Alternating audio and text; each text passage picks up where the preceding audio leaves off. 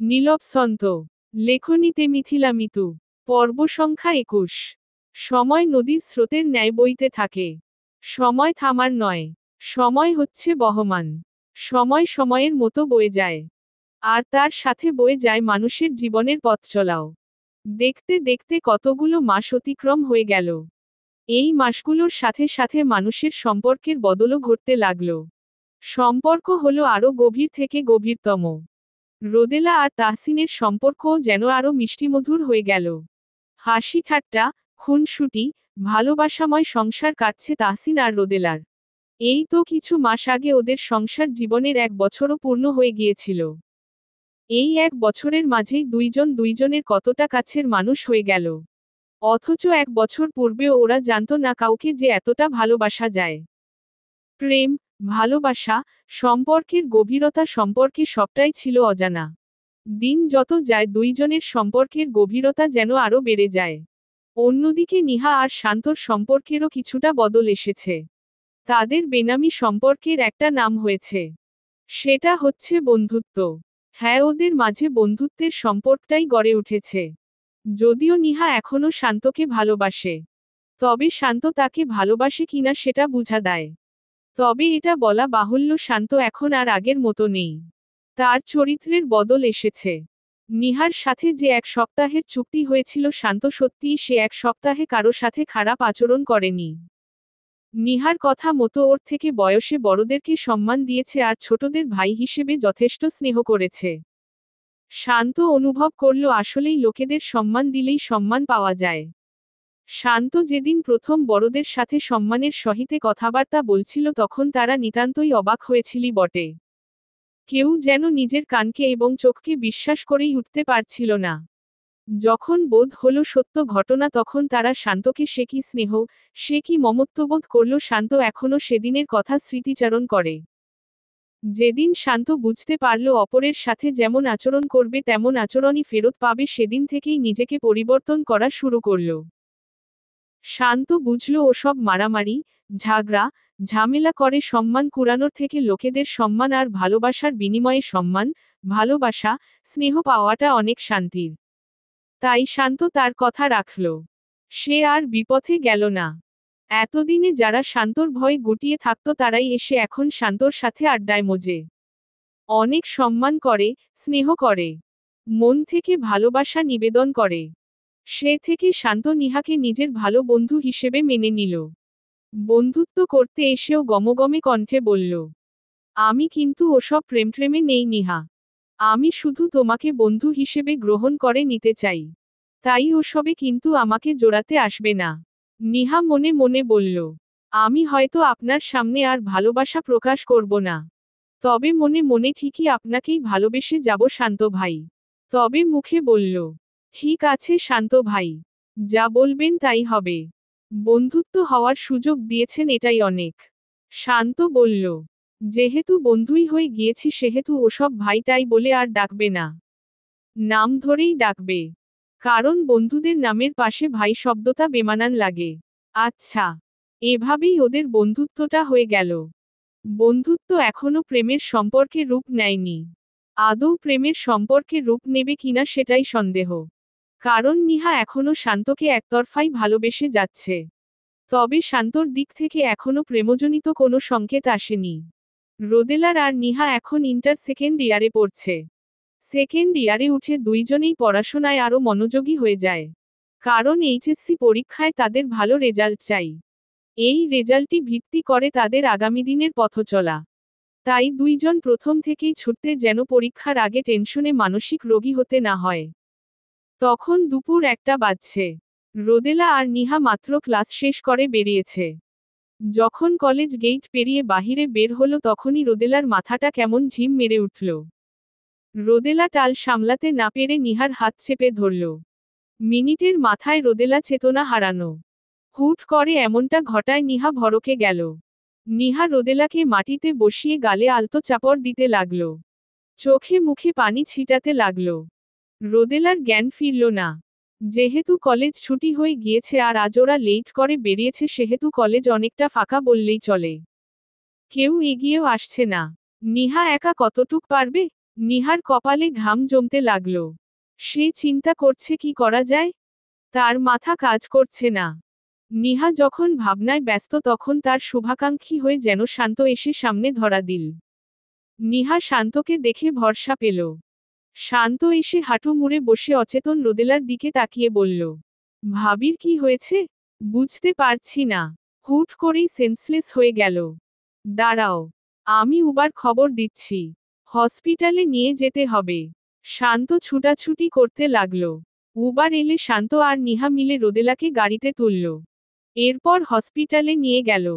হসপিটালে যেয়ে নিহা রোদেলার ফোন দিয়ে তাহসিনকে ফোন করে সবটা জানালো। আর হসপিটালের লোকেশনও বলে রাখল। তাহসিন ওদেরকে জানালো তাহসিন কিছুক্ষণের মধ্যেই আসছে। তাহসিনের সাথে কথা বলা শেষ করে নিহা শান্তর দিকে তাকালো। শান্ত হসপিটালের করিডোরের চেয়ারে বসে আছে। নিহা শান্তর দিকে তাকিয়ে মুচকি হাসল। আজ যদি এই মানুষ না আসতো তবে নিহা কি করত? সে কি একা একা পারত রোদেলাকে নিয়ে হসপিটাল অবধি পৌঁছাতে? এই পর্যন্ত মানুষটা শুধু তাদের বিপদে যেন ঢাল হয়েই ছুটে আসে। নিহা বুঝতে পারল মানুষটা বাহির থেকে যতই হম্বিতম্বি করে না কেন, মানুষটার মনটা খুবই ভালো।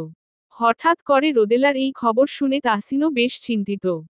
কিছুক্ষণের জন্য আর্জেন্ট ছুটির অনুমতি নিয়ে সে হসপিটালে এসেছে। রোদেলার শরীর দুর্বল, তাই স্যালাইন দিয়ে রাখা হয়েছে। জ্ঞান ফিরেছে কিছু মিনিট আগে।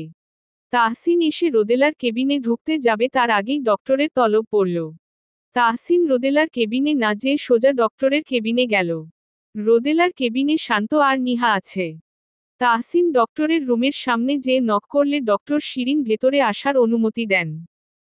তাহসিনের পরনে খাকি রঙা ইউনিফর্ম, পায়ে বুট। সে সোজা ক্যাম্প থেকেই এসেছে। ইউনিফর্মের নেমপ্লেটে মেজর তাহসিন মাহমুদ নামটি ডক্টর শিরিনের চোখ এড়াল না। তাহসিনের পোশাকই তাহসিনের মর্যাদা বাড়িয়ে দিল। এসব হসপিটালে রোগী কিংবা তাদের বাড়ির লোকেদের সাথে আহামরি ভালো ব্যবহার করা হয় না। যেহেতু প্রাইভেট হসপিটাল নয়। কিন্তু তাহসিনের পরনের পোশাক দেখে ডক্টর আর নার্স যেন একটু বেশিই কদর করতে লাগলেন। তাহসিন রুমে গেলে ডক্টর শিরিন খুবই অমায়িক ব্যবহার করেন। নরম কণ্ঠে বললেন, স্যার বসুন। তাহসিন চেয়ারে বসতে বসতে বলল, স্যার বলতে হবে না। আমি এখানে পেশেন্টের গার্ডিয়ান হিসেবেই এসেছি। তাই ব্যস্ত হবেন না। আর পাঁচটা সাধারণ জনগণের মতোই ট্রিট করুন। থেমে, ডক্টর, আমার ওয়াইফের কি হয়েছে? বড় কোনো প্রবলেম? তাহসিনের চেহারা দেখেই বোঝা যাচ্ছে তাহসিন খুবই চিন্তিত।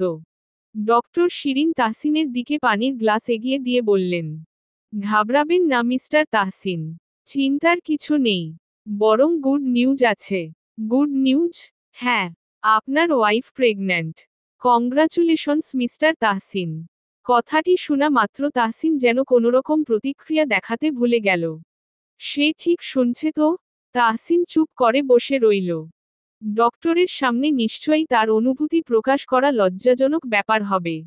তার ব্যক্তিত্বের সাথে এটা একদম মানানসই নয়। ডক্টর শিরিন বললেন, দেখুন মিস্টার তাহসিন, মা হওয়ার সঠিক বয়স হচ্ছে মিনিমাম 20 বছর। কিন্তু সে তুলনায় আপনার ওয়াইফ অনেকটাই ছোট। তাই বলবো উনার খুব খেয়াল রাখবেন, যত্ন নিবেন। আর হ্যাঁ, উনার শরীর কিন্তু দুর্বল আছে।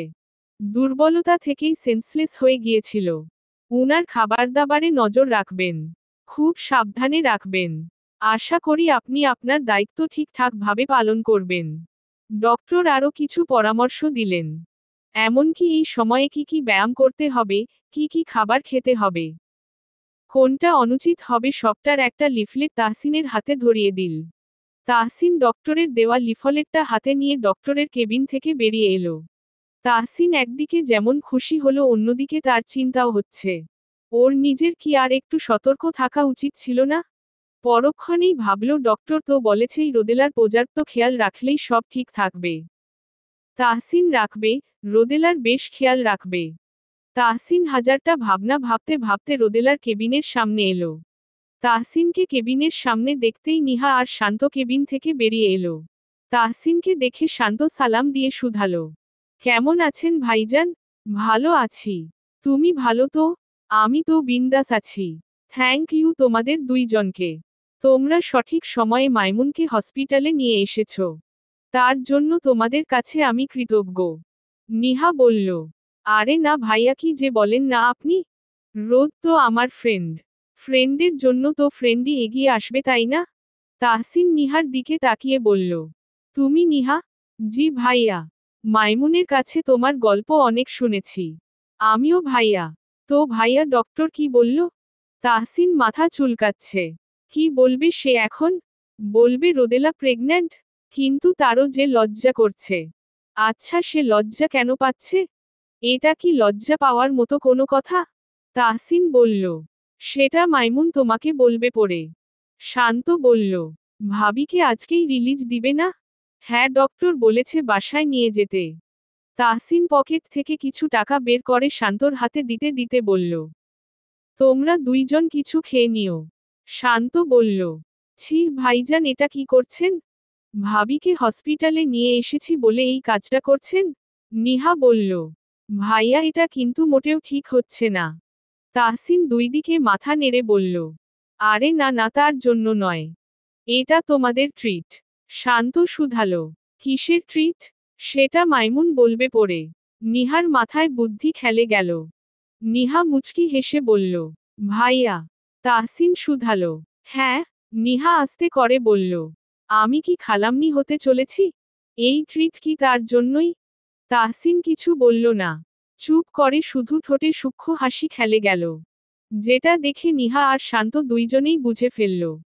দুইজনের খুশি মনে তাহসিনকে অভিনন্দন জানিয়ে তাহসিন থেকে বিদায় নিল। নিহা হসপিটাল থেকে বেরিয়ে বলল, দেখলেন তো, আমার বান্ধবী বিয়ে করে মাও হয়ে যাচ্ছে। আমি তো এতদিন এক ধাপ পিছিয়ে পড়েছিলাম।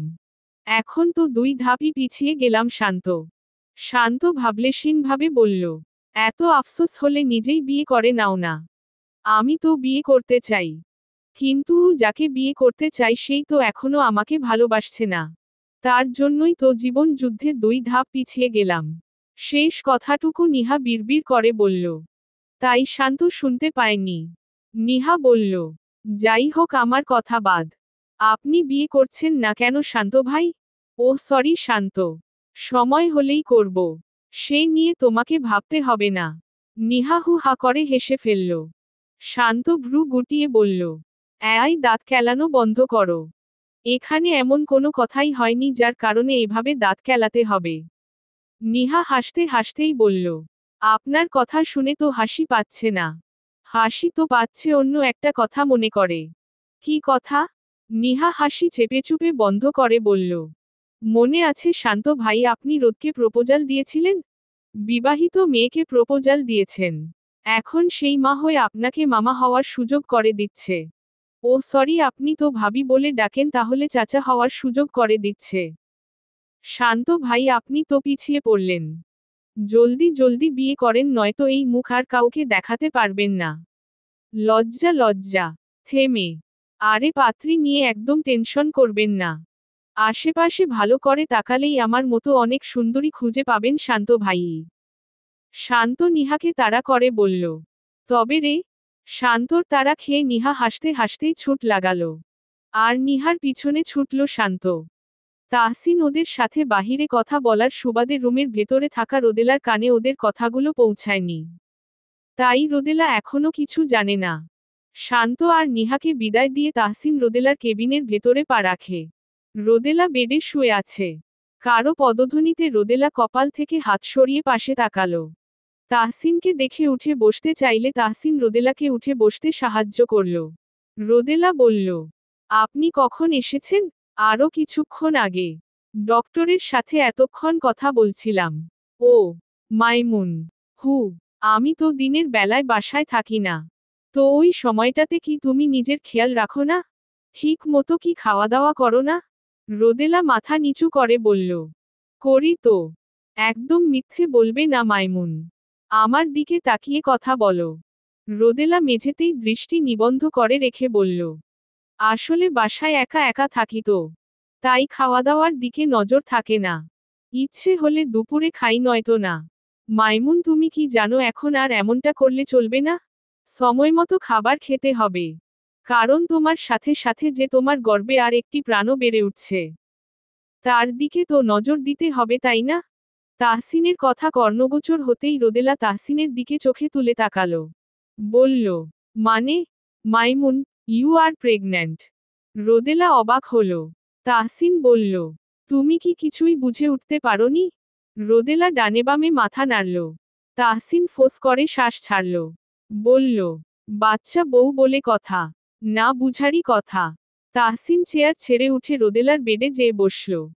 এরপর দুই হাতে রাজলে রোদেলা আনন টেনে এনে কপালে গাঢ় চুমু খেল।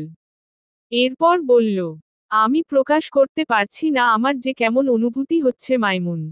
একদিকে চিন্তাও হচ্ছে তোমার পরিপূর্ণ বয়স হয়নি বলে। অন্যদিকে বাবা হওয়ার যে আনন্দটা হচ্ছে তা আমি প্রকাশ করতে পারছি না মাইমুন। থেমে বলল, আমার বুকে একটু মাথাটা রাখবে মাইমুন? রোদেলা একটুখানি সামনে এগিয়ে বসে তাহসিনের বুকে আলতোভাবে মাথাটা রাখল।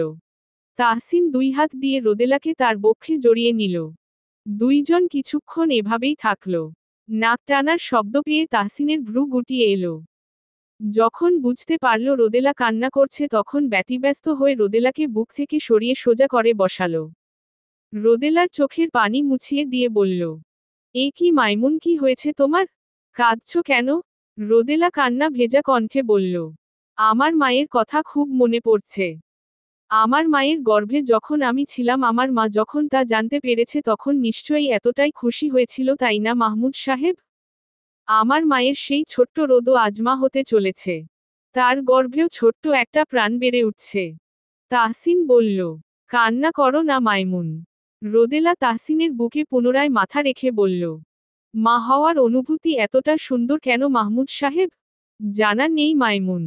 বাবা হওয়ার অনুভূতিটাও অন্যরকম সুন্দর, যেটা আমি আজ উপলব্ধি করতে সক্ষম হলাম।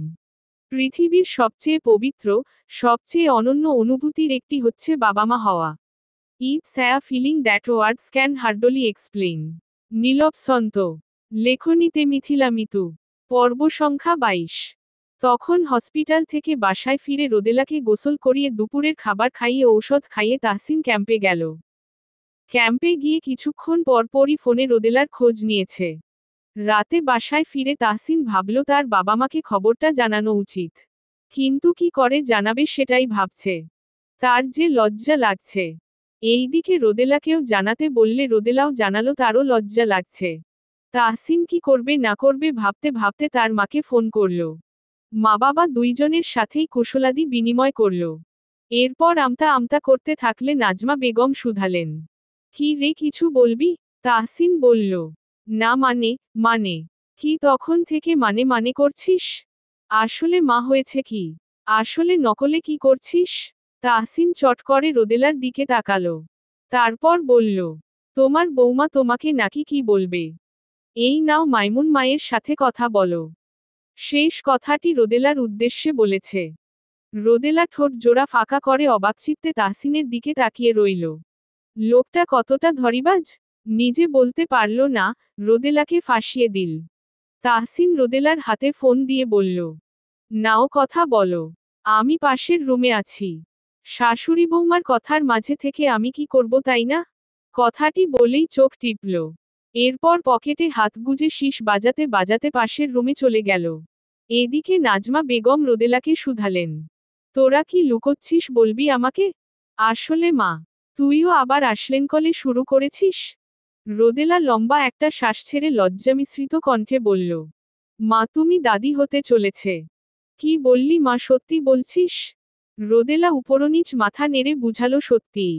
নাজমা বেগম খুবই খুশি হলেন। পাশে থাকা তাজউদ্দিন মাহমুদকেও খুশির খবরটা জানালেন। উনিও খুব খুশি হয়েছেন। রোদেলা সেন্সলেস হয়ে পড়েছিল। এরপর হসপিটালে নেওয়া হয়েছিল, সবটাই নাজমা বেগমকে জানালেন। নাজমা বেগম অনেক পরামর্শ দিলেন। বিশেষ করে খাবারের দিকে খেয়াল রাখতে বলেছেন। অনেকক্ষণ নাজমা বেগমের সাথে রোদেলার কথা হলো। কথা শেষে রোদেলা পাশের রুমে গেল। গিয়ে দেখল তাহসিন জানালার পাশে দাঁড়িয়ে আকাশ দেখছে। রোদেলা তাহসিনের পাশে যেয়ে দাঁড়িয়ে বলল, আমাকে ওদিকে ফাঁসিয়ে দিয়ে এখানে এসে চাঁদ দেখা হচ্ছে? হ্যাঁ, বদ লোক একটা। তাহসিন পিছু ঘুরে হু হা করে হেসে ফেলল। বলল, কি করার ছিল বলো? তুমি ছাড়া ওই রুমে আর কেউ ছিল যে তাকে ফাঁসাবো? আমার লজ্জা করছিল। তাই তোমাকে দিয়ে এলাম। আমার বুঝি লজ্জা করে না? আচ্ছা একটা কথা, আমার লজ্জা নিয়ে তো খুব কথা শোনাতেন। এখন সে লজ্জাটা আপনার কাছে চলে এসেছে কি করে? লজ্জা না নারীর ভূষণ? তাহলে আপনি লজ্জা পান কেন? তাহসিন হা হুতাশ করে বলল। তুমি আমার হওয়ার সাথে সাথে তোমার সবকিছু আমার হয়ে গিয়েছে না? তাহলে লজ্জাটা কেন একা তোমার থাকবে? লজ্জাতেও আমার ভাগ আছে।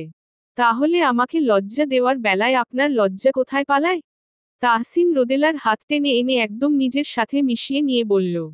শুধুমাত্র তোমার কাছে এলেই আমি নিলজ্জ হয়ে যাই।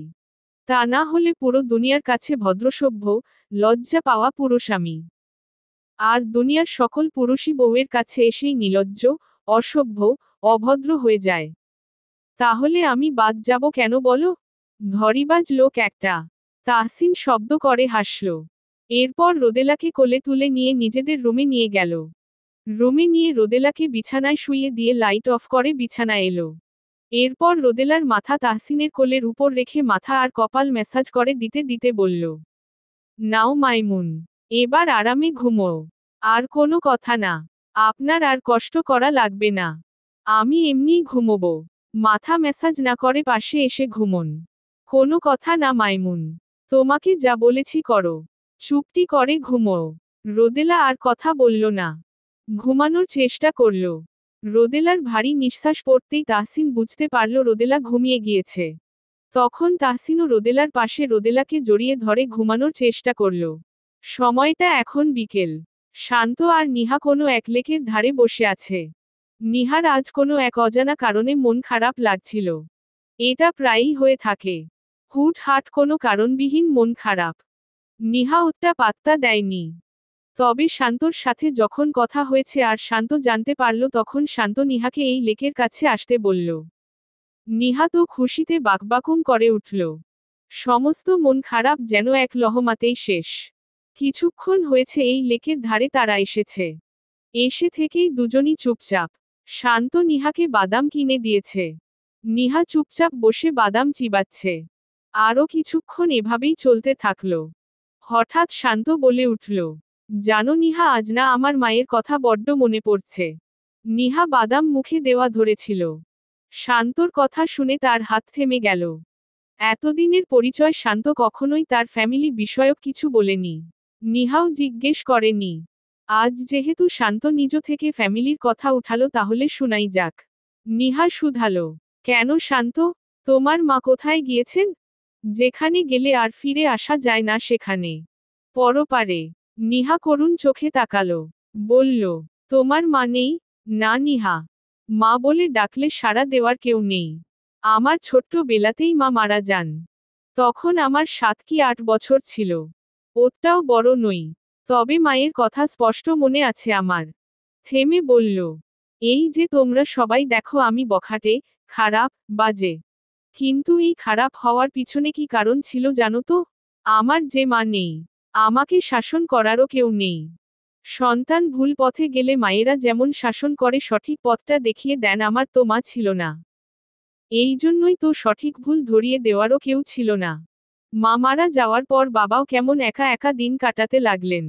আসলে মা আর বাবার সম্পর্কের বিয়ে ছিল। মা মারা যাওয়ার পর বাবা অনেকটা ভেঙে পড়লেন।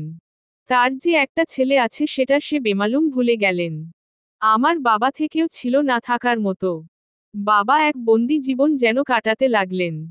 আমি চাচি, দাদির কাছে বড় হতে লাগলাম। মা মরা ছেলে বলে সবাই খুব আহ্লাদ করত, আদর করত। এতটাই আদর করত যে যখন যা চাইতাম তখন তাই আমার সামনে এনে হাজির করত।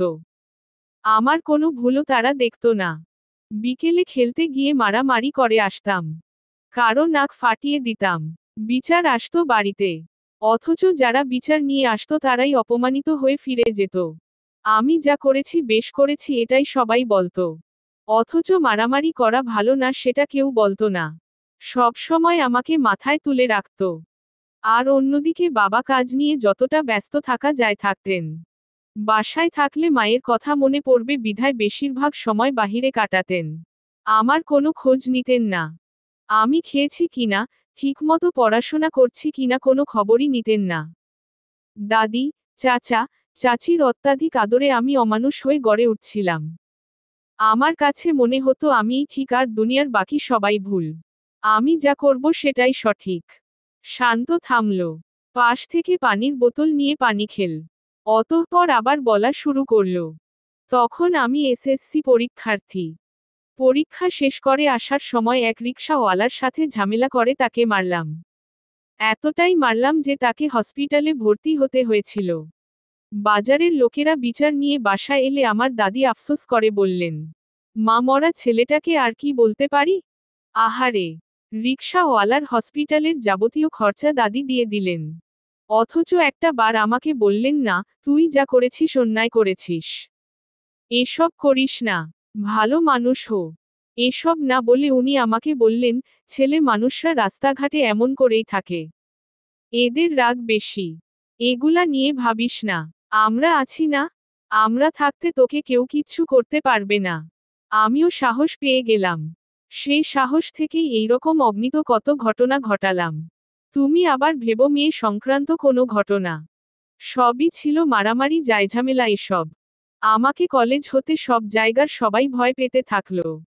আমার মনে হতো আমি যেখানে যাব সেটা আমার রাজত্ব, আমি সেখানকার রাজা আর বাকি সব আমার প্রজা। সবাই এক নামে চিনতে থাকলো, শান্ত ভাই বলে। সবাই দেখতে পেল শান্ত ভাই নিষ্ঠুর, হৃদয়হীনা। যাকে না তাকেই মারে। কিন্তু এই শান্ত যে মাকে মিস করে কত রাত নির্ঘুমা কাটিয়েছে সেটা কেউ জানে না। মায়ের শাসন না পেয়ে এই শান্ত এমন উচ্ছে গিয়েছিল। সেটার খবরও কেউ জানে না। জানো তো নিহা, তুমি আসার আগে কেউ আমাকে বলেনি সবকিছু জোর করে খাটিয়ে পাওয়া যায় না, সম্মান জোর করে পাওয়া যায় না। এর আগে কেউ এমন করে বলেনি নিহা। তুমি যখন বললে এক সপ্তাহ অন্তত কারো সাথে ঝামেলা করতে না, বয়স্কদের মান্য করে চলতে, ছোটদের সাথে স্নেহমাখা ব্যবহার করতে, তখনও আমার বিশ্বাসই হয়নি যে এমন ভালো ব্যবহার করে সম্মান আদায় করা যায়। কিন্তু পরের দিন থেকে যখন তোমার কথা মতোই বড়দের সাথে ভালো ব্যবহার করতে লাগলাম, সকলে অবাকই হলো। কেউ কেউ মাথা হাত বুলিয়ে দোয়াও করে দিল। সেদিন যে আমার কি যে শান্তি লেগেছে বিশ্বাস করবে না। সেদিন আমি বুঝতে পারলাম জোর করে সব জয় করা যায় না। ভালোবাসা আর সম্মান দিয়েই সব জয় করা যায়। নিহা বিড়বিড় করে বলল, এই জন্যই তো আপনাকে ভালোবাসা দিয়েই জয়ী হতে চাইছি কিন্তু পারছি না শান্ত ভাই। শান্ত নিহার দিকে তাকালো। বলল, কিছু বললে? না, কি বলবো? আচ্ছা শান্ত ভাই, আপনার মা মারা যান কিভাবে? এক্সিডেন্টে। কার এক্সিডেন্ট? বাবা, আমি আর মা গাড়িতে করে বেরিয়েছিলাম। হঠাৎ মালবাহী ট্রাক সামনে আসায় বাবা টাল সামলাতে না পেরে রাস্তার ধারের গাছের সাথে যে গাড়ি ধাক্কা লাগে। ঘটনাস্থলেই মা মারা যায়। আমি আর বাবা হসপিটালে চিকিৎসাধীন ছিলাম মাসখানেক। এই জন্যই তো বাবা নিজেকে অপরাধী মনে করেন। ভাবেন উনার জন্যই মাকে হারিয়েছেন। মাকে অনেক ভালোবাসতেন কিনা তাই এভাবে মৃত্যুটা মেনে নিতে পারেননি। কথাগুলো শুনে নিহার খুবই খারাপ লাগলো। নিহা যেটা ভেবেছিল সেটাই হলো। প্রত্যেক মানুষের খারাপ হওয়ার পিছনে কোনো না কোনো কারণ থাকে। অযথা কেউ খারাপ পথে যায় না। কেউ অসৎ বন্ধুদের সাথে মিশে ভুল পথে যায়। কেউ বাপচাচার নামডাকে তোপে খারাপ হয়, কেউ বা পরিবারের সাথে জেদ করে, আবার কেউ পরিবার কিংবা ভালোবাসার মানুষটাকে হারিয়ে খারাপ পথ বেছে নেয়। কেউ কেউ আছে যারা শাসনের অভাবে কিংবা অতিরিক্ত আদরে বকে যায়। শান্তর ক্ষেত্রেও তাই হলো। সেই শাসনের অভাবেই এমনটা হলো। তামা মারা যাওয়ার পর যাদের কাছে মানুষ হয়েছে তারা যদি একটিবার শান্তকে ন্যায়ান্যায় শেখাতো, মা মরা ছেলে বলে মাথায় না তুলে সঠিক পথটা দেখাতো, যদি তার বাবা তার মাকে হারানোর বিয়োগ ব্যথায় নিজেকে একা করে না দিয়ে ছেলেটাকে বুকের মাঝে আগলাতো, তাহলে নিশ্চয়ই শান্ত আজ বাজে পথের ধারও ধারতে পারত না। একজন সুপুরুষ হিসেবেই গড়ে উঠত। পরিবারের অতিরিক্ত আদর আর শাসনবিহীনে সন্তানরা ভুল পথেই যায়, সেটার বড় প্রমাণ শান্তর মতো এমন অসংখ্য ছেলে। নীলবসন্ত। লেখনীতে মিথিলা মিতু। পর্ব সংখ্যা 23। মাঝে দিয়ে কেটে গেল অনেকগুলো দিন। রোদেলার প্রেগন্যান্সির সময়সীমা 3 মাস চলছে। এই গত হওয়া 3টে মাসে তাহসিন রোদেলার বেশ খেয়াল রাখছে। সকালে ক্যাম্পে যাওয়ার পূর্বে রোদেলাকে নাস্তা খাইয়ে যাবে। এরপর দুপুরে খেয়েছে কিনা ফোন দিয়ে জানবে। সন্ধ্যায়ও খোঁজ নিবে। রাতে এসে নিজ হাতে খাইয়ে দিবে। এখন প্রায়ই রোদেলার সাথে সেও নির্ঘুম রাত কাটায়। অনেক সময় রাতে ঘুমানোর সময় রোদেলার বড্ড অস্বস্তি লাগে। ঘুম আসতে চায় না। তখন তাহসিন রোদেলার মাথা ম্যাসাজ করে দেয়। হাত পায়ের তালুতে তেল ম্যাসাজ করে দেয়, যাতে রোদেলার ঘুম আসে। এই যে রোদেলা হুটহাট মুড সুইং এ ভোগে সেটাও খুব দক্ষতার সাথে সে সামাল দেয়। এই সময়ে হুটহাট মেজাজ খারাপ হবে, কারণ ছাড়াই জেদ লাগবে সেসব তাহসিন জানে। তাই তো সে সময়ে খুব দক্ষ হাতে তার মাইমুনকে সামাল দেয়। রোদেলার সমস্ত আবদার সে রাখার চেষ্টা করে, এমনকি রাখেও। এই যেমন আজ রাতে রোদেলা হঠাৎ আবদার করে বসল সে এই রাতের শহর ঘুরে দেখবে। তার চটপটি খাওয়ার ক্রেভিংস হচ্ছে, চটপটি খেতে যাবে। কিন্তু তাহসিন ভাবল এত রাতে বাহিরে তো চটপটি পাওয়া যাবে না। তাই তো সে ঘরেই চটপটি বানিয়ে রোদেলার সামনে হাজির করল। কিন্তু রোদেলা খুশি হল না। কারণ তার এই চার দেয়ালের ঘরে দমবন্ধ লাগছে। তাহসিন বলেছে ক্যান্টনমেন্টে ঘুরবে। কিন্তু রোদেলা চাইছে ক্যান্টনমেন্টের বাহিরে যেয়ে ঘুরবে। আর অনেক জেদও ধরল। এত রাতে ক্যান্টনমেন্ট থেকে বেরোতেও তো অনুমতি লাগবে। কিন্তু এখন অনুমতি তো পাবেই না। কিন্তু এইদিকে রোদেলাকেও সামলানো যাচ্ছে না। অতঃপর ভাবল বেশিক্ষণের জন্য তো যাচ্ছে না। সর্বোচ্চ 1 ঘন্টার জন্যই যাবে। তাই এই রিস্কটা নেওয়াই যায়। তাহসিন রোদেলাকে বলল চটপটি খেয়ে নিতে, তারপরই যাবে। রোদেলা খুশি মনে খেল। খাওয়া শেষে তৃপ্তির ঢেকুর তুলে বলল, দারুণ বানিয়েছেন। বাহিরের থেকেও বেশি মজা হয়েছে। এখন থেকে যখন ইচ্ছে করবে খেতে তখনই বানিয়ে দিবেন, ঠিক আছে? তাহসিন বলল, ঠিক আছে। তুমি শুধু আমাকে বলবে তাহলেই হবে। এবার চলুন তাহলে। যেতেই হবে? রোদেলা উপরনিচ মাথা নাড়িয়ে বলল, হ্যাঁ, আমার এখানে দম বন্ধ লাগছে। রোদেলা জানে ক্যান্টনমেন্টের রাতগুলো বেশ নির্লিপ্ত হিসেবই হয়। কিন্তু সেই নির্ধারিত গণ্ডি ভেঙেই সে আজ এই আবদার জুড়ে দিল। তাহসিনের আর কি করার থাকে? রোদেলা এমনভাবে আবদার করছে না নিয়েও পারা যাবে না। বউয়ের আবদার মেটাতে দায়িত্বশীল মেজরের অফিসিয়ালি একটা নিয়মভঙ্গ করতেই হবে। আজ না হয় সে একজন দায়িত্বশীল স্বামীই হোক। নিজের স্ত্রীর করা আবদারটুকু মেটাক। কি হবে মাঝে মাঝে নির্ধারিত গণ্ডির বাহিরে বের হলে? তাহসিন জানে একজন মেজরের কতটা নিয়মানুবর্তী হতে হয়। কিন্তু এই মুহূর্তে সে মেজর হিসেবে নয়, একজন স্বামী হিসেবে তার স্ত্রীর সামনে দাঁড়িয়ে আছে। অতএব স্ত্রীর আবদার পূরণ করাই এখন তার দায়িত্ব। পরে যা হবে দেখা যাবে। তাহসিন আর না ভেবে বলল, ঠিক আছে চলো। তাহসিন আলমারি থেকে তার লাইসেন্স করা ব্যক্তিগত গ্লক 17 পিস্তলটা পকেটে পুরল। যেটা সে বাহিরে বের হলেই নিজের সাথে নিয়ে বের হয়। কারণ কখন কোন বিপদ এসে সামনে উপস্থিত হয় তা তো বলা যায় না। সেফটির জন্যই সে এটা নিজের সাথে বহন করে। রাত প্রায় 12টা। তাহসিন তার ডিউটি অফ ড্রাইভারকে বলে কালো রঙা গাড়িটি নিয়ে বের হয়েছে। এই গাড়িটি তাকে ব্যক্তিগত কাজের জন্য দেওয়া হয়েছিল। মাঝে মাঝে ছদ্মবেশে যখন অপারেশনে যায় তখন এটার প্রয়োজন পড়ে। তবে সাথে তার ড্রাইভার সাকিব থাকে। সাকিব সবসময় তটস্থ থাকে তাহসিনের আদেশের। তাহসিন যখন সাকিবের থেকে গাড়ির চাবি আনতে গেল তখন সাকিব বলল, স্যার আপনি একা কোথায় যাবেন? আমিও যাব আপনার সাথে। এত রাতে বিপদ হতে পারে? তাহসিন হাসল। ছেলেটা সবসময় তার সাথে থাকতে চায়। তাহসিনের বিপদে সেই আগে বিপদের সামনে ঢাল হয়ে দাঁড়াতে চায়। তাহসিনের সকল গুরুত্বপূর্ণ মিশন সম্পর্কে এই ছেলেটি অবগত থাকে। বলা চলে সাকিব তার বিশ্বস্ত ড্রাইভার। তাহসিন বলল, চিন্তা করো না সাকিব। তোমার ভাবিকে নিয়ে এই শহরটা ঘুরিয়ে আনি। একটু হাওয়া বাতাস খাইয়ে মনটা প্রফুল্ল করে আনি। সাকিব বলল, কিন্তু স্যার এত রাতে বের হওয়াটা কি ঠিক হবে? কোনো বিপদ হলে? চিন্তা করো না, কিচ্ছু হবে না, আসছি। সাকিবের থেকে বিদায় নিয়ে গাড়ি নিয়ে গেইটের পেরিয়ে বের হয়ে গেল। রোদেলা তো বেশ খুশি। এই প্রথমবারের মতোই সে তাহসিনের সাথে গাড়িতে করে ঘুরতে পারছে। ক্যাম্পের সীমানা পেরিয়ে তাহসিন দক্ষ হাতে চট্টগ্রামের পাহাড়ি আঁকাবাঁকা রাস্তা দিয়ে দিব্যি ড্রাইভ করে যাচ্ছে।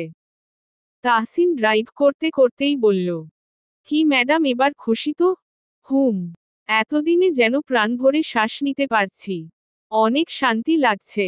তাহসিন বলল, এখানে একা একা থাকতে থাকতেই এমনটা লাগে। আমার মনে হয় তোমাকে বাসায় পাঠিয়ে দেওয়া উচিত। কথাটা শোনা মাত্রই রোদেলা তাহসিনের বাহু জড়িয়ে কাঁধে মাথা রেখে বলল, না আমি বাসায় যাব না। আপনি আমার অভ্যাস হয়ে গিয়েছেন। আপনাকে না দেখলে শান্তি লাগে না। রাতে আপনার বুকে মাথা রাখা ছাড়া ঘুম আসে না। কিভাবে থাকবো আমি আপনাকে ছাড়া? তাহসিন বলল, আমারও যে বড্ড কষ্ট হবে তোমাকে ছাড়া থাকতে। সেজন্যই তো তোমাকে বাসায় রেখে আসতে পারছি না। যদিও এই সময়টা তোমার বাসায় থাকা উচিত। অন্তত বাসায় সারাক্ষণ মাকে পাবে। কথা বলার মানুষ পেলে। কিন্তু আপনাকে ছাড়া থাকবো কি করে? তাছাড়াও তো আমার ক্লাস আছে। আমার বোর্ড এক্সাম সামনে। আপনি কি করে এসব বলছেন হুহো? তাহসিন হেসে বলল, অমনি এখন ক্লাস, এক্সাম সবটার কথা মনে পড়ে গেল? না যাওয়ার বাহানা অমনি মাথায় এসে পড়ল তাই না? রোদেলা মুচকি হাসল। তাহসিনকে বলল, আচ্ছা শুনুন, এই সাবজেক্ট এখন বাদ। আমি আপনাকে ছাড়া কোথাও যাব না। এটাই ফাইনাল। এই বিষয়ে যেন আর একটা কথাও না শুনি মাহমুদ সাহেব। নয়তো আমি রাগ করব হুহো। রাগ করতে হবে না। আর বলবো না। এখানেই থেকে যেও। কিন্তু আজ যে আবদার করলে সেটা আর করো না। প্রতিনিয়ত অফিসিয়াল রুলস ব্রেক করা পসিবল না। ঠিক আছে। আচ্ছা শুনুন না। তাহসিন রোদেলার মতো করেই বলল। বলুন না। আপনার কি বাবু বেশি পছন্দ? ছেলে নাকি মেয়ে? তাহসিন ড্রাইভ করতে করতে বলল। দুটোই। আপনার ছেলে সন্তান হলে বেশি খুশি হবেন নাকি মেয়ে সন্তান? মাইমুন আমার তেমন কোনো ইচ্ছা নেই। যেই আসুক আমি খুশি মনে তাকে গ্রহণ করে নিব। আমি শুধু চাই যেই আসুক যেন সুস্থভাবে আসুক। আল্লাহ যা দিবেন তাতেই শুক্রিয়া। রোদেলা মুগ্ধ হলো তাহসিনের কথা শুনে। রোদেলা বলল, আচ্ছা আমাদের যদি ছেলে বাবু হয় তাহলে কি নাম রাখবেন? আর যদি মেয়ে হয় তাহলে কি নাম রাখবেন? সেটা তো এখনো ভাবিনি। এখনই ভাবুন। আর এখনই বলুন প্লিজ প্লিজ। ওকে ওকে।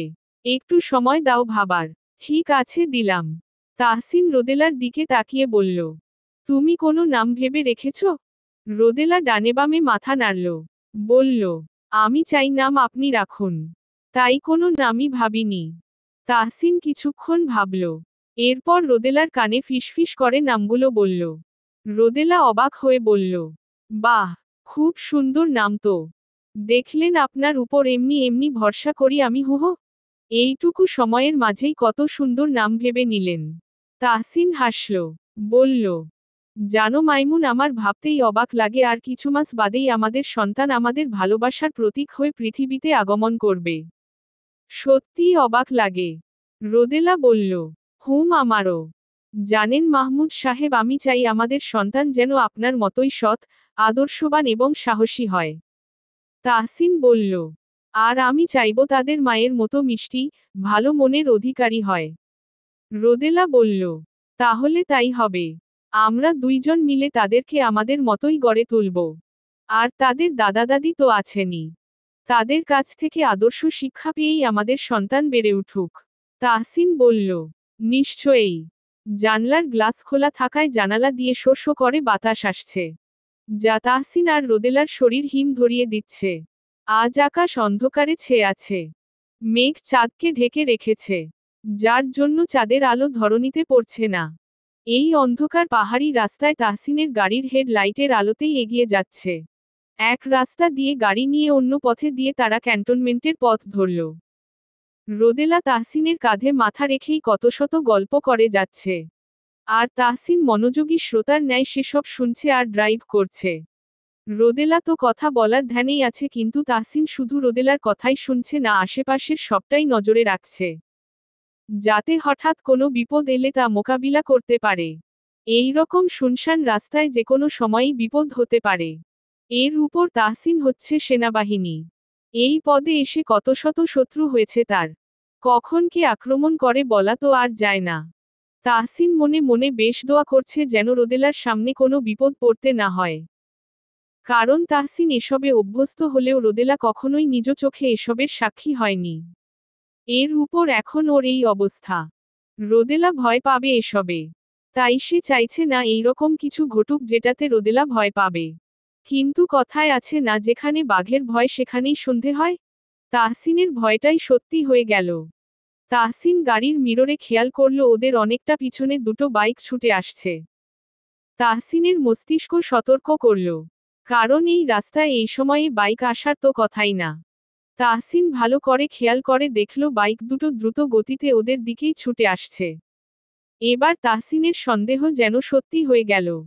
তাহসিন একবার রোদেলার দিকে আর চোখে তাকালো। রোদেলা এখনো সমানে কথা বলেই যাচ্ছে। তাহসিন জানালার কাচ তুলে দিল। অতঃপর রোদেলার উদ্দেশ্যে বলল, আমাকে শক্ত করে ধরে বসে থাকো। রোদেলা তাহসিনের দিকে তাকিয়ে বলল, কেন? আমার তো সিট বেল্ট বাঁধাই আছে। যেটা বলেছি সেটা করো। গাড়ি এখন হাই স্পিডে চালাবো। কেন? তাহসিন রোদেলার প্রশ্নতে যেন মেজাজ হারাচ্ছে। ধমক দিয়ে বলল, কোনো প্রশ্ন নয়। চুপ করে থাকো। আর যেটা বলেছি সেটা করো। রোদেলা মুখ ফুলিয়ে তাহসিনের বাহু শক্ত করে চেপে ধরল। তাহসিন হাই স্পিড তুলে ড্রাইভ করতে থাকল। পাহাড়ি রাস্তা এভাবে গাড়ি চালালে যেকোনো সময় বিপদ হতে পারে। কিন্তু আপাতত কিছুই করার নেই। তাহসিন দক্ষতার সাথে হাই স্পিড তুলে সাই সাই করে গাড়ি নিয়ে ছুটল। কিছুক্ষণের মাথাতেই পিছনে ধাওয়া করা বাইক দুটো থেকে সমানে গুলি ছুড়তে লাগল। কিন্তু তাহসিন আঁকাবাঁকাভাবে গাড়ি চালানোতে গুলি তাদের গাড়িতে কিংবা লাগল না। গুলির বিকট শব্দ পেয়ে রোদেলা আঁতকে উঠে পিছু ফিরতে নিলে তাহসিন বলল, মাইমুন পেছনে ফিরো না।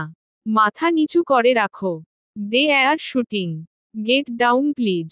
রোদেলা তাই করল। মাথা নিচু করে ভয়ার্ত কণ্ঠে বলল, এমনটা হচ্ছে কেন মেজর? আমার ভয় লাগছে। আমি আছি না। ভয় কিসের? কিচ্ছু হতে দিব না। মাথা তুলবে না। তাহসিন নিজের পকেট থেকে পিস্তল বের করে সেও চলন্ত গাড়িতে থেকে গুলি ছুড়তে থাকল। এক হাতে ড্রাইভ করছে, অন্য হাতে দক্ষতার সাথে গুলি ছুড়ছে। এই যেন এক প্রকার চলন্ত যুদ্ধ হচ্ছে। ধাওয়া পাল্টা ধাওয়া সমানে হচ্ছে। এক সময় গুলি এসে তাহসিনের গাড়ির পিছনের কাছে লেগে কাচ টুকরো টুকরো হয়ে যায়। তাহসিন হুট করেই ব্রেক করে। রোদেলা এখনো নিচু হয়েই তাহসিনকে ধরে আছে। গুলির এক একটা বিকট আওয়াজে তার অন্তরাত্মা কেঁপে উঠছে। হুট করে গাড়ি থামানোতে রোদেলা তাহসিনের দিকে এক পলক তাকিয়ে তাহসিনের দৃষ্টি লক্ষ্য করে মাথা হালকা উঁচু করে সামনে তাকিয়ে দেখে সামনে আরও দুটো বাইক। পিছনের বাইক দুটো এখন ওদের গাড়ির পিছনে।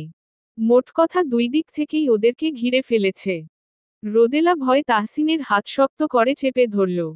চোখ ফুঁড়ে অশ্রু গড়াচ্ছে। মনে মনে আল্লাহকে ডাকতে লাগল। যখন ওদের গাড়ি দুই দিক থেকেই ঘিরে ফেলল তখন তাহসিন চট করে কিছু একটা ভেবে নিল। এরপর গাড়ি স্টার্ট দিয়ে হাই স্পিড তুলে ডান দিকের জঙ্গলের রাস্তা ধরল। ঘটনাটা এত তাড়াতাড়ি ঘটল যে আক্রমণকারীরা বুঝে উঠতে পারল না। আর যখন বুঝতে পারল তখন ওরা চারটে বাইক তাহসিনের গাড়ির পিছনে ছুটল। আর অনবরত গুলি ছুড়তে লাগল। তাহসিন এত বিপদ দেখে ওদের সেনাবাহিনীর টিমকে জানালো আর লোকেশন বলে দিল।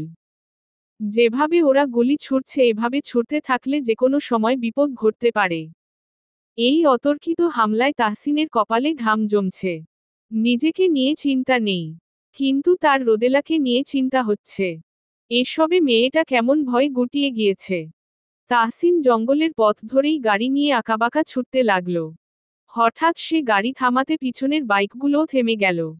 তাহসিন রোদেলাকে বলল, শুনো, বাম দিকে একটু এগুলে একটা পরিত্যক্ত বাড়ি দেখতে পাবে। সেখানে যে আশ্রয় নাও। আমি এদের সামলে আসছি।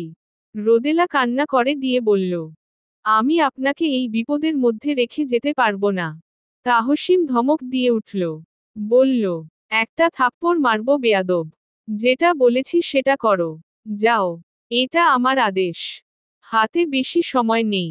কুইক। তাহসিন গাড়ি থামানোতে বাইকে থাকা ওরা বুঝতে পারছে না কেন এভাবে গাড়ি থামালো। তাহসিন কি করতে চাইছে সেটাই বুঝার চেষ্টা করছে। তবে কি মেজর তাদের কাছে সারেন্ডার করে নিবে? তারা তাহসিনের গাড়ি বরাবর পিস্তল তাক করে রেখেছে। যেন তাহসিন গাড়ি বেরোলেই তাহসিনকে মেরে দিতে পারে। এইদিকে তাহসিনের ধমক খেয়ে রোদেলা গাড়ি থেকে নামল। যেহেতু রাস্তার কোল ঘেঁষে জঙ্গল বয়ে গিয়েছে, এর উপর চারপাশ অন্ধকারে ছেয়ে আছে, তাই গাড়ির এপাশের জানালাটা যে খোলা হয়েছে সেটা ওরা বুঝতে পারেনি। রোদেলা গাড়ি থেকে নেমেও পিছু ফিরে তাকালে তাহসিন ইশারা করল যেতে। রোদেলা কান্না করতে করতেই পরিত্যক্ত বাড়িটির দিকে ছুট লাগালো। রোদেলা যাওয়ার পরই তাহসিন গাড়ির দরজা খুলে 2 হাত উঁচু করে বের হলো। আক্রমণকারীরা খুশি হয়ে গেল। মেজর তাদের কাছে সারেন্ডার করছে, এর থেকে লজ্জার কিছু আছে? ওরা নিজেদের পিস্তল নামিয়ে নিল। 4 বাইকে 2 জন করে 8 জন বাইক থেকে নেমে এলো। আর ওদের এই বোকামিটাই তাহসিন কাজে লাগালো। পকেট থেকে লোড করা পিস্তলটা নিয়ে ওদের দিকে গুলি ছুড়তে লাগলো। ঘটনাস্থলে 4 জন মারা গেল। আর বাকি 4 জনও তাহসিনের দিকে গুলি ছুড়লে তাহসিন গাড়ির সামনে এসে বসে পড়ে আর বাকি 4 আক্রমণকারী পাহাড়ের পাশে উঁচু টিলায় আশ্রয় নেয়। সেখান থেকে গুলি ছুড়ে এই রকম করে কয়েক মিনিটের গুলিছোড়ার যুদ্ধ হয়। একটা আক্রমণকারীর পরপর 2টো বুলেট এসে তাহসিনের পায়ে বিদ্ধ হয়। পা থেকে গলগলিয়ে রক্ত পড়তে থাকে।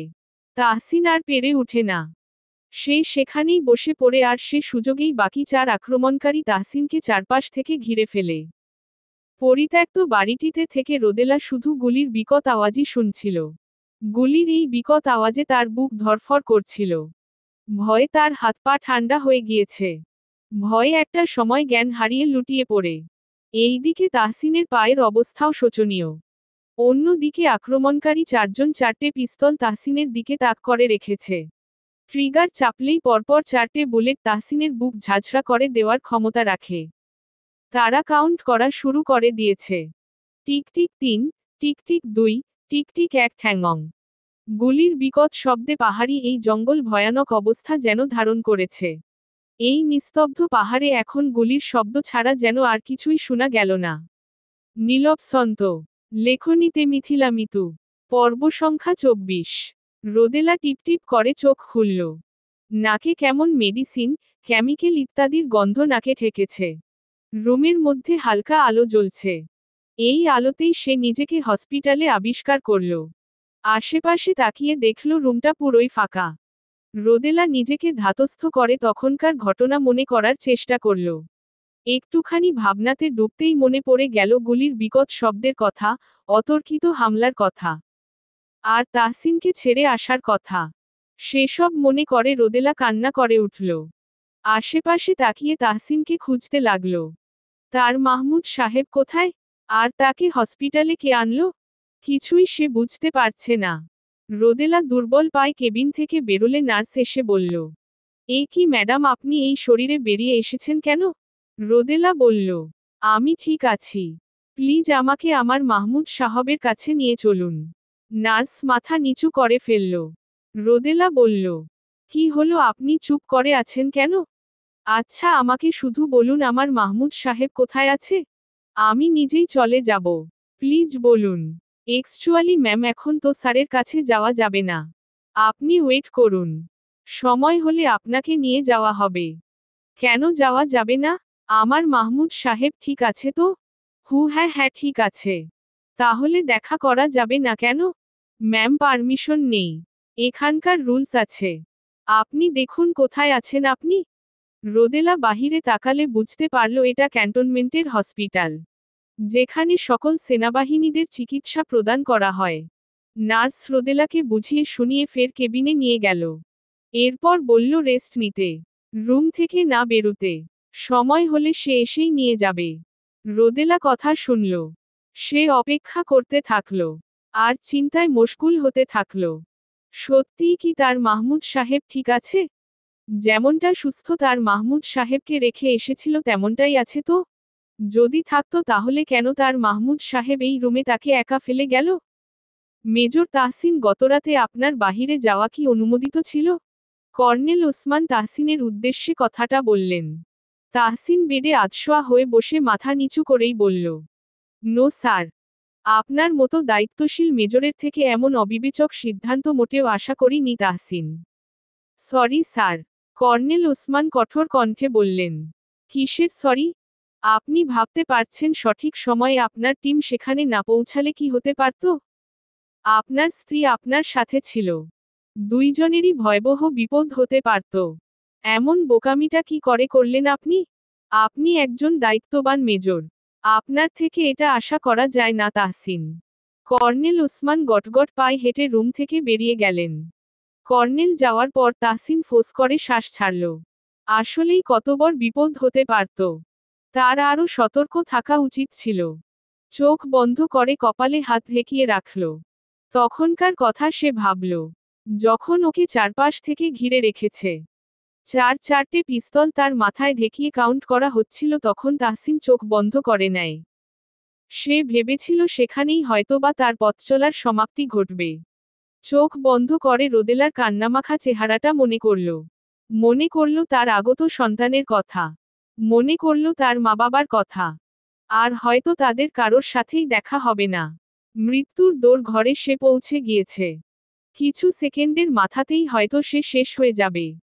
সে যখন চোখ বন্ধ করে মৃত্যুর প্রহর গুনছিল, ঠিক সে সময়ই পরপর অনেকগুলো গুলির শব্দ পাওয়া যায়। কিন্তু আশ্চর্যজনক ঘটনা হচ্ছে, গুলির শব্দ পেল অথচ তার কিচ্ছু হলো না। উল্টো তার সামনে যেন কয়েকটা গলার স্বর একসাথে আর্তনাদ করে উঠল। তাহসিন ঝট করে চোখ মেলল। আর দেখল ওই চারজন হাত চেপে চিৎকার করে যাচ্ছে। হাত ফুঁড়ে তাদের রক্তক্ষরণ হচ্ছে। তাহসিন পাশে তাকাতেই দেখল ওদের রেস্কিউ টিম চলে এসেছে। ওই চারজনকে আগে গ্রেফতার করা হলো। এরপর তাহসিনকে গাড়িতে তুলতে গেলে তাহসিন খোঁড়াতে খোঁড়াতে আগে সেই পরিত্যক্ত বাড়িটির ভেতরে গেল। ভেতরে যেয়ে দেখল রোদেলা অচেতন অবস্থায় মেঝেতে পড়ে আছে। তাহসিনের পা থেকেও সমানে রক্তক্ষরণ হচ্ছিল। এই পা নিয়েই খুব কষ্টেই রোদেলাকে কোলে তুলে নিল। খোঁড়াতে খোঁড়াতে গাড়ির কাছে এলো। ওদের এই অবস্থা দেখে সকলে ধরাধরি করে ওদের দুইজনকে তাহসিনের কালো গাড়িটিতে তুলল। তাহসিন আর রোদেলা পিছনে বসল। যেহেতু তাহসিন ড্রাইভ করার অবস্থায় নেই, তাই ড্রাইভ করার জন্য টিম মেম্বারের একজন এসে বসল। তাহসিনের গাড়ি চলতে শুরু করলে ওদের গাড়ির পেছনে পেছনে সেনাবাহিনীর গাড়ি যেতে লাগল। পিছনের সিটে তাহসিন রোদেলাকে বুকে শক্ত করে চেপে ধরে রাখল। অতিরিক্ত রক্তক্ষরণে তাহসিন একসময় নিজেও চেতনা হারাল। এরপর যখন জ্ঞান ফিরল তখন নিজেকে ক্যান্টনমেন্টের হসপিটালের এই বেডে আবিষ্কার করল। গুলিবিদ্ধ পা তার ব্যান্ডেজে মোড়ানো। পা নাড়াতে বেশ বেগ পোহাতে হচ্ছে। জ্ঞান ফিরতেই দেখল তার রুমের সামনে দুইজন জুনিয়র অফিসার দাঁড়িয়ে। ওদের থেকেই জানতে পারল রোদেলা পাশের কেবিনে আছে। তাকে ঘুমের ইনজেকশন পুশ করা হয়েছে। তাই এখনও ঘুমোচ্ছে। কিছুক্ষণ পরেই তাহসিনের সিনিয়র অফিসার কর্নেল ওসমান ওর কেবিনে আসেন। আর তার সাথেই কথা বলছিল বিধায় নার্স রোদেলাকে তাহসিনের কাছে নিয়ে আসেনি। এখন তাহসিনের কেবিনের ভেতরে তার জুনিয়র দুই অফিসার বসে আছে। সাথে আছে তার বিশ্বস্ত ড্রাইভার সাকিব। তাহসিন সাকিবের উদ্দেশ্যে বলল, সাকিব, তোমার ম্যাডামের কেবিনে যে খবর নাও, তোমার ম্যাডাম ঘুম থেকে উঠেছে কিনা। Okay sir. সাকিব কিছুক্ষণের মধ্যেই নার্স থেকে খবর নিয়ে এলো রোদেলা তাহসিনের জন্য অপেক্ষা করছে। তাহসিন ফের সাকিবকে পাঠালো রোদেলাকে নিয়ে আসার জন্য। রোদেলা এলেই তাহসিন রুমে থাকা দুই আর্মির দিকে তাকালে ওরা রুম ত্যাগ করল। সাকিব রোদেলাকে রুমে দিয়ে সেও চলে যেতে নিলে তাহসিন বলল, সাকিব, বাইরে থেকে দরজাটা লক করে যেও। আর সবাইকে বলো আগামী 2 ঘন্টা এই রুমে যেন কেউ না আসে। Okay sir. সাকিব বাহির থেকে দরজা আটকে দিল। এইদিকে রোদেলা তাহসিনের ব্যান্ডেজ করা পায়ের দিকে তাকিয়ে অশ্রু ফেলছে। সে অনুশোচনায় ভুগছে। তার জন্যই আজ এত কিছু হলো। রোদেলাকে দূরে দাঁড়িয়ে থাকতে দেখে তাহসিন বলল, মাইমুন, কাছে এসো। রোদেলা মাথা তুলে তাহসিনের দিকে একবার তাকালো। অতঃপর গুটি গুটি পায়ে তাহসিনের দিকে এগিয়ে গেল। তাহসিনের কেবিনের বেডটা বড় আছে। দুইজন অনায়াসেই শোয়া যাবে। রোদেলা কাছে যেতেই তাহসিন হাত দুই দিকে বাড়িয়ে বলল, বুকে আসো মাইমুন। আমার এখন তোমাকে প্রয়োজন। রোদেলা তাহসিনের বুকে যেয়ে মাথা রাখল। তাহসিন দুই হাতে রোদেলাকে আগলে নিল। রোদেলা তাহসিনকে জড়িয়ে ডুকরে কেঁদে উঠল। তাহসিন রোদেলার চুলে চুমু খেতে খেতে বলল, কান্না করে না। যা হয়েছে দুঃস্বপ্ন ভেবে সব ভুলে যাও। রোদেলা কান্না করতে করতে বলল, আমার জন্যই সবটা হলো। আমি যদি অমন আবদার না করতাম তাহলে তো এসব কিছুই হতো না। হুসস। কোনো কথা না। এটা আমাদের নিয়তিতে ছিল। তাই এটাতে নিজেকে একদম দোষারোপ করবে না। আর এমন অনেক পরিস্থিতির সাথেই সাক্ষী হয়েছি আমি। তাই এসব আমার কাছে নতুন না। আমি পৃথিবীতে যতদিনের আয়ু নিয়ে এসেছি ততদিনই বাঁচব। তাই এসব নিয়ে ভয় পাবে না। আর দেখো আয়ু ছিল দেখেই তো গতরাতের এত বড় বিপদ থেকে বেঁচে ফিরেছি তাই না? রোদেলা বলল। আপনার পায়ে কি হয়েছে? ওরা আপনাকে মেরেছে? তেমন কিছু না। দুটো বুলেট লেগেছে। রোদেলা আঁতকে উঠল। মাথা তুলে তাহসিনের দিকে তাকিয়ে বলল। দুটো? তাহসিন মাথা নিচু করে রোদেলার দিকে তাকালো। বলল। বললাম না এসবে ঘাবড়াবে না। এসব সাবজেক্ট এখন বাদ দাও মাইমুন। এসব আর মনে করো না। বরং শুকরিয়া আদায় করো আমরা এত বড় বিপদ থেকে ফিরে এসেছি। রোদেলা নিচু স্বরে বলল। জানেন মাহমুদ সাহেব আপনাকে তখন একা রেখে আসতে আমার বড্ড কষ্ট হয়েছে। শুধুমাত্র আপনার আদেশ অমান্য করতে পারবো না বলে আপনাকে ছেড়ে গিয়েছিলাম। আচ্ছা মেজর, আপনি না বলেছিলেন সুখে দুঃখে, বিপদে আপদে সবসময় আমরা দুইজন একসাথে থাকব? তাহলে ওত বড় বিপদে কেন আমাকে দূরে ঠেলে দিলেন? তাহসিন শ্বাস ফেলল। তারপর বলল। তাছাড়া কি আর কোনো উপায় ছিল বলো?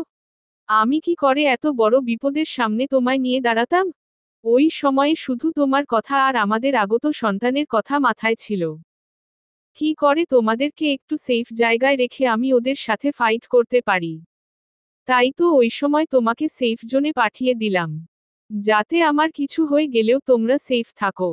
রোদেলা তাহসিনের বুকের বাম পাশের শার্ট খামচে ধরে বলল।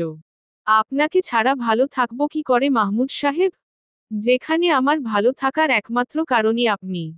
সেখানে আপনাকে ছাড়া আদৌ কি ভালো থাকা সম্ভব? তাহসিন রোদেলার হাত ঠোঁটের কাছে এনে চুমু খেল। রোদেলাকে আরো শক্ত করে বুকে চেপে ধরল। যেন সুযোগ থাকলে তার বুকের ভেতরে রোদেলাকে সযত্নে লুকিয়ে রাখত। তাহসিন বলল। মাইমুন জানো তো আমার বুকের মাঝে তোমাকে আগলে রাখতে আমার খুব শান্তি লাগে। এই যে এতক্ষণ কতটা অশান্তি লাগছিল, কতটা দুশ্চিন্তা হচ্ছিল। অথচ দেখো তোমাকে পেয়ে আমার সব অশান্তি, সব দুশ্চিন্তা এক নিমিষেই ভ্যানিশ। তাহলে বুঝো শুধু আমিই না, তুমিও আমার ভালো থাকার কারণ। অর্থাৎ আমরা দুজনই একে অপরের ভালো থাকার কারণ হয়ে দাঁড়িয়েছি। এই জন্যই বুঝি বলা হয়, স্বামী স্ত্রী একে অপরের পরিপূরক। নীলব সন্ত। লেখনীতে মিথিলা মিতু। পর্ব সংখ্যা 25। তাহসিন হসপিটালে ছিল 4 দিন। আজ বাসায় ফিরেছে। এই 4 দিন রোদেলাও তাহসিনের সাথে সাথেই ছিল। এক মুহূর্তের জন্যও তাহসিনের কাজ ছাড়া হয়নি। এর মাঝে তাহসিনের নিষেধাজ্ঞায় রোদেলা নাজমা বেগম আর তাজউদ্দিন সাহেবকেও খবরটা জানায়নি। কারণ উনারা চিন্তা করবেন। তাহসিন জানে তার মা এই খবর জানলে কান্নাকাটি করবেন। এমনকি তাকে এই চাকরি ছেড়ে দিতে বলবেন। কিন্তু এটা কি আদৌ সম্ভব? সবটা চিন্তা করেই উনাদেরকে জানালো হলো না। রোদেলা বাসায় ফিরে ঘরদোর সব পরিষ্কার করে তাহসিনকে সকালের খাবার খাইয়ে দিয়ে ঔষধ খাইয়ে দিল। অতিরিক্ত হাঁটাহাঁটি তাহসিনের নিষেধ।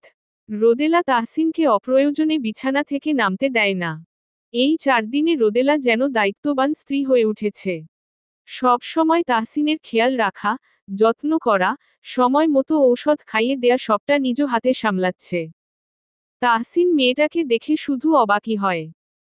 যে মেয়েটি কিনা গত 3 মাসে হুটহাট বাহানা করত, মুড সুইং হতো, বাচ্চামো করত অথচ পরিস্থিতির চাপে পড়ে সে মেয়েটার মাঝেই কেমন ম্যাচুরিটি এসে পড়েছে। নিজের অসুস্থতা ভুলে তাহসিনের সেবায় ব্রত হয়েছে। তাহসিন আফসোসের স্বরে বলল।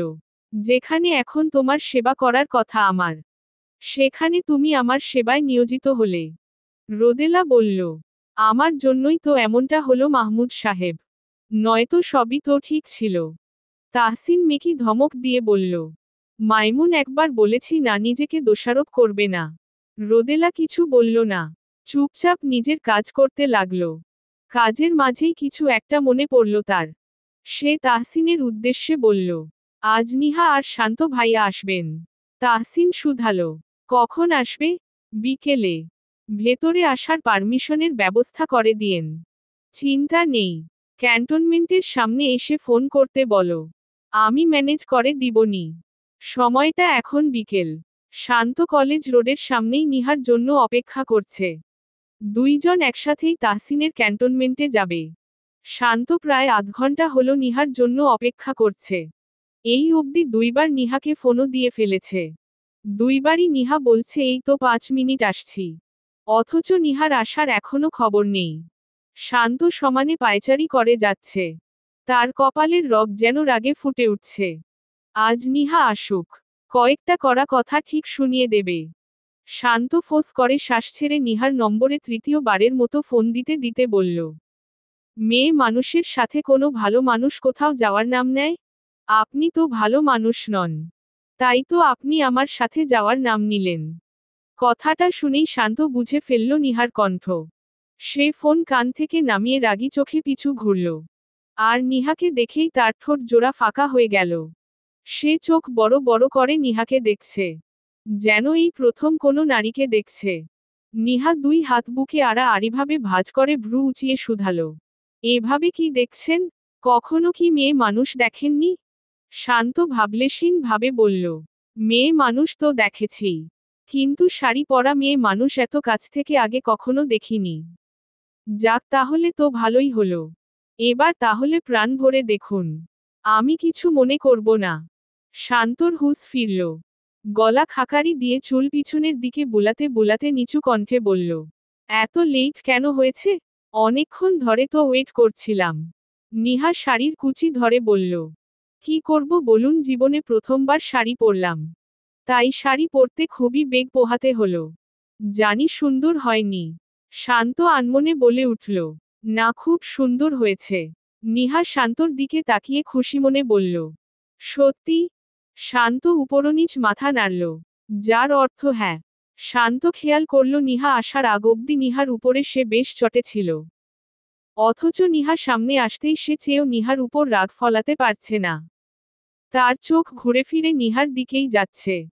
শান্ত আজ রিয়েলাইজ করছে মেয়েদের শাড়ি পরলে অন্যরকম সুন্দর লাগে।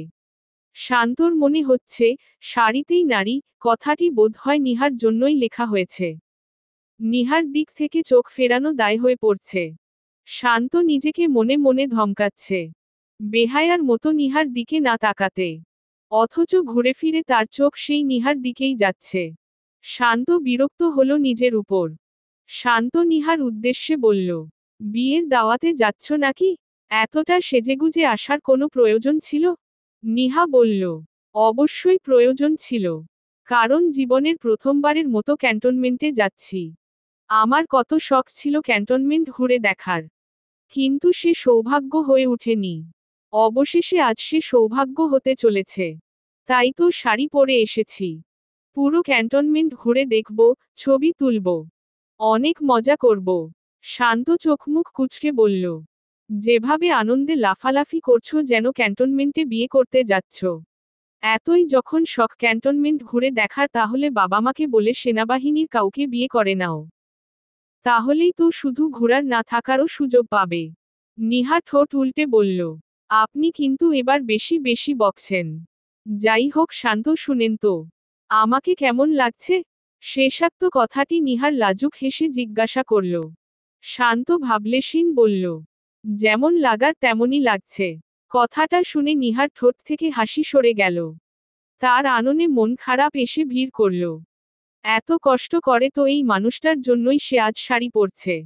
এই যে কালো রঙা শাড়িতে নিজেকে জড়িয়েছে, শাড়ির সাথে মিলিয়ে কালো চুড়ি, কালো ঝুমকো পরেছে, হালকা প্রসাধনী দিয়ে নিজেকে সাজিয়েছে। যেখানে কিনা নিহা সবসময় এই সাজগোছো থেকে দূরে রাখত নিজেকে, এমনকি বড় হওয়ার পর কখনো সে শাড়ি গায়ে জড়িয়ে দেখেনি, সে মেয়েটিই আজ প্রথম নিজেকে শাড়িতে জড়িয়েছে। শুধুমাত্র তো এই মানুষটার জন্যই। অথচ এই মানুষটা তার একটু প্রশংসাও করল না। তবে কি নিহাকে ভালো দেখাচ্ছে না? নিহার মনটাই খারাপ হয়ে গেল। মনে ভিড়ল চাপা রাগ, অভিমান, কষ্ট। অথচ নিহা যদি জানত শান্তর চোখ নিহার দিক থেকে সরতেই চাইছে না, তার জন্যই শান্ত নিজের উপর বিরক্ত, তাহলে নিহা কি করত? নিহার খুশিতে কি আত্মহারা হতো না? নিহার মন খারাপ দেখে শান্তর কাছেও খারাপ লাগলো বটে। শান্ত বলল, নিহা। নিহা শান্তর দিকে চোখ তুলে তাকালো, ছোট্ট করে সাড়া দিল, হু, তোমাকে শাড়িতে আজ খুবই সুন্দর লাগছে। শুধুমাত্র বন্ধু হিসেবে বলেছি, অন্যভাবে নিও না। কথাটা বলেই শান্ত সামনে এগিয়ে গেল রিকশা আনতে। আর এইদিকে নিহার পৃথিবী যেন দুলছে। শান্ত তার প্রশংসা করেছে। নিহা এই আনন্দ কিভাবে প্রকাশ করবে? নিহার মন চাইছে খুশিতে চিৎকার করে সবাইকে জানাতে। এই তোমরা শুনেছ শান্ত ভাই বলেছে? হ্যাঁ, শান্ত ভাই বলেছে আমাকে নাকি শাড়িতে খুবই সুন্দর লাগছে। শান্ত ভাই আমার প্রশংসা করেছে। শুনেছে সবাই? খুশিতে আমার যেন মরে যেতে ইচ্ছে করছে। এতটা খুশি কেন লাগছে? নিহা যেন আনন্দের তোপে অন্য রাজ্যে প্রবেশ করেছে। এইদিকে যে রিকশায় বসে শান্ত সেই কখন থেকে তাকে ডেকে যাচ্ছে সেদিকে তার কোনো ধ্যান নেই। শান্ত শেষে বিরক্ত হয়ে রিকশা থেকে নেমে এলো। এরপর কিছু না বলেই নিহার হাত ধরে রিকশার কাছে নিয়ে গেল। এইদিকে শান্ত নিহার হাত ধরতেই নিহার হুঁশ ফিরল। নিহা একবার হাতের দিকে তো একবার শান্তর দিকে তাকালো। তার কোটর থেকে যেন চোখ বেরিয়ে যাওয়ার উপক্রম হয়েছে। নিহা অবাক হয়ে বলল, কি হয়েছে? শান্ত রিকশার কাছে যেয়ে নিহার হাত ছেড়ে বলল, সেই কখন থেকে চেঁচাচ্ছি, অথচ তোমার কোনো হুঁশ নেই। উঠো রিকশায়, দেরি হয়ে যাচ্ছে, ফিরতে হবে আবার। নিহা বিনাবাক্যে রিকশায় উঠল। নিহা উঠার পর শান্তও উঠল। নিহার পাশে বসল। নিহা কেমন যেন লজ্জা পেল। এতদিনের পরিচয় এতটা কাছে কি তারা কখনো এসেছিল? এই যে রিকশার এইটুকুনি জায়গায় দুইজন বসছে। প্রেমিক প্রেমিকাদের জন্য সবচেয়ে ভালো বাহন হচ্ছে রিকশা। কারণ তারা একে অপরের হাত ধরে কাঁধে মাথা রেখে কত সুখ দুঃখের গল্প করতে করতে শহর পাড়ি দেয়। ইস, নিহা যদি শান্তর প্রেমিকা হতো তবে এই জার্নিটা কতটাই না উপভোগ্য হতো। নিহা কত শত গল্প করত। শান্তর কাঁধে মাথা রেখে পুরো শহরটা পাড়ি দিত। এই যে এই রিকশায় উঠে কি আর তাদের চুপচাপ সময় কাটাতে হতো? নিহার ভাবনার মাঝেই রিকশার ঝাঁকুনিতে নিহা কিছুটা সামনে হেলে পড়তেই শান্ত খপ করে নিহার হাত ধরে ফেলে। কপালে ভাঁজ ফেলে শুধায়, কোন দুনিয়ায় থাকো? দুনিয়ার সব ভাবনা এখনোই ভাবতে হবে? ঠিক করে বসো নয়তো পড়ে যাবে। নিহা মাথা দুলালো, কিন্তু চুপ রইল। এইদিকে শান্ত নিহাকে সাবধান করেছে ঠিকই, তবে নিহার হাতটা ছাড়েনি। নিহার হাত ধরেই বসে আছে। এই মেয়েকে বিশ্বাস নেই যদি পড়ে যায়। শান্তর দৃষ্টি রাস্তার দিকে, কিন্তু হাত নিহার হাতের আঙুলের ভাঁজে। আর এই দিকে নিহার দৃষ্টি হাতের ভাঁজের দিকে। সে শান্তর ধরা হাতের দিকে তাকিয়ে মৃদু হাসল। তার বলতে ইচ্ছে করছে, চলুন না শান্ত ভাই, আজই আমরা একে অপরের নামে প্রেম নিবেদন করে ফেলি। কিন্তু নিহা বলতে পারল না। কারণ শান্ত আগেই শর্ত দিয়ে রেখেছিল সে বন্ধু হয়ে থাকতে চায়। নিহা যেন ভালোবাসা বাসি এসব কথা না বলে। তাই সেদিনের পর থেকে নিহা তার ভালোবাসাটা মনের মাঝেই পুষে রাখে। ঠোঁট ফুঁড়ে আর সে ভালোবাসা প্রকাশ করার সাহস পায় না। যদি শান্ত এই বন্ধুত্বটা রীতি ঘটিয়ে দেয় তখন? তাই নিহা আর সাহস করে না। থাক না তার ভালোবাসাটা বন্ধুরূপে। তাতে ক্ষতি কি?